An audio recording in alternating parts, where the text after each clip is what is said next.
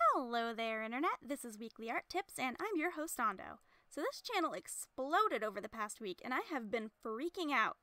Oh, my Lanta. Thank you so much, everyone. I'm super grateful for all your support.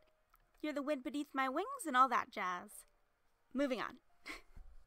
Before we get into the video proper, I want to make a quick announcement.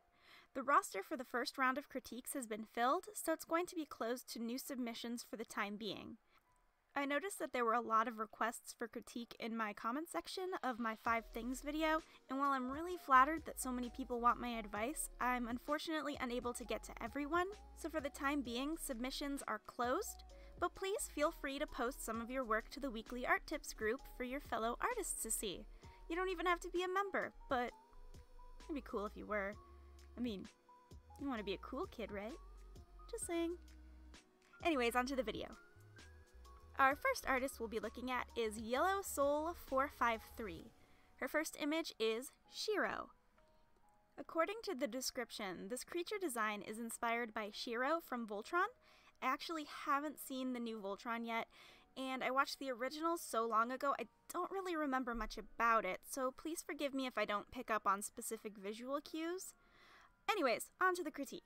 The first thing I want to say is that this piece has a really nice color scheme. The purple and teal colors work really well together. I especially like that most of your color use directs the eye right to the important places, like this hand here. One thing that I think could be adjusted a bit is the brightness of the green glow on the spikes. I would recommend lowering the opacity to make them less distracting. I really like that you chose to show reflective lighting on this piece. It adds a bit more dimensionality to the creature, though I also suggest adding some deeper shadows on the bottom of the tail and the back of the neck as well to really push the 3D effect.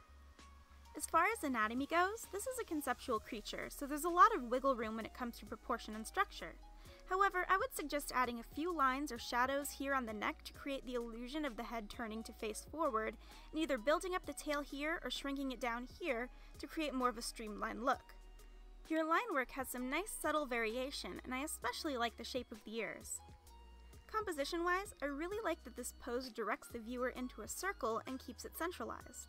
I would really like to see more pieces with this creature in an environment of some kind. Altogether, this piece is really nice, and it shows a lot of thoughtful use of color and lighting techniques. Our next image is A.T. Angel. This piece also has a very nice color scheme. I like the light blending of the yellow, blue, and pink. It really gives the piece the nice soft colors that you would associate with an angel. I also like that the line work is a little lighter in color. It blends in much better than pure black would. I would suggest also adding a few spots of shadow to add a bit more dimension, specifically on the wing and on the further legs and tail.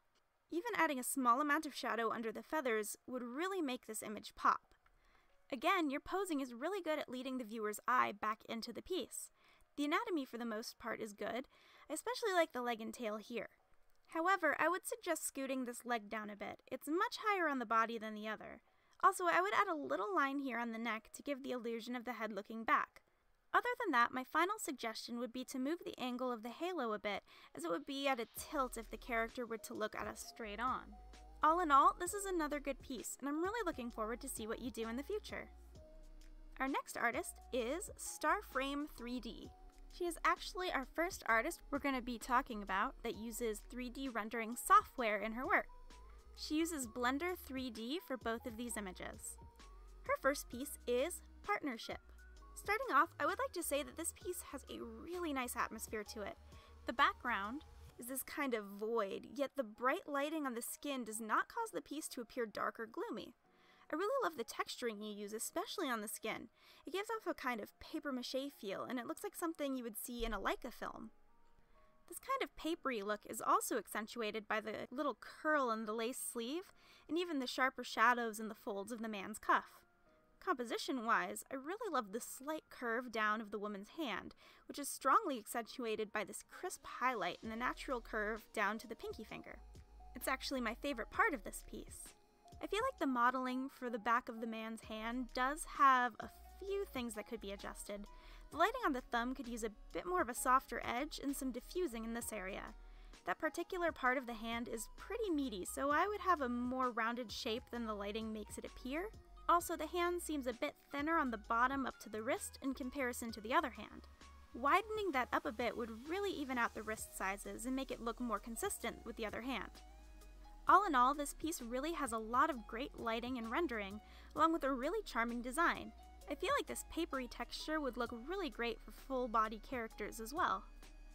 And our final image is Retro Winds NES Edition, brackets wallpaper. The first thing I want to say about this piece is that the angle is really great. I'm super enjoying this low perspective. It really makes the buttons and texture of the controller look monumental, like it's some sort of landscape. The bumpy texture of the dark plastic and the perfect placement of your controller forms almost make it look like a photograph. Simple things like the slight raise in height between these two plastics and the slight indents around the buttons really drive the realism of this model. That, mixed with the great use of lighting, really give this piece an expert amount of realism. You can clearly see which direction most of the light sources are coming from, with this purplish light coming from off this way and this very slight blue from off in this direction. Really, the only light source I'm slightly confused by is this green light. My initial read was that it was coming from behind the controller, as that's the brightest spot. However, that would mean that the light source could not illuminate the red buttons as brightly at that angle. So my next guess would be that the light was coming from above at a bit of an angle. However, that would also be unlikely, as the rest of the green light on the controller would be more diffused if there was light being cast on the controller from a higher angle. I'm just having a really hard time understanding exactly where the source is in this piece. Another issue I have with the green lighting is the angle of the light back here. I feel it's a bit too close to this notch and it creates a point of tension. I would recommend moving the light slightly further up to relieve that. But honestly, these are just personal nitpicks. None of it really impacts how successful this piece is, and it looks really expertly done. Good job! So that was Yellowsoul453 and Starframe3D. Please head over to their profiles and send them some love. I'll see you all again real soon in an update video in which I'll talk about that subscriber special I promised, as well as other channel-related biz.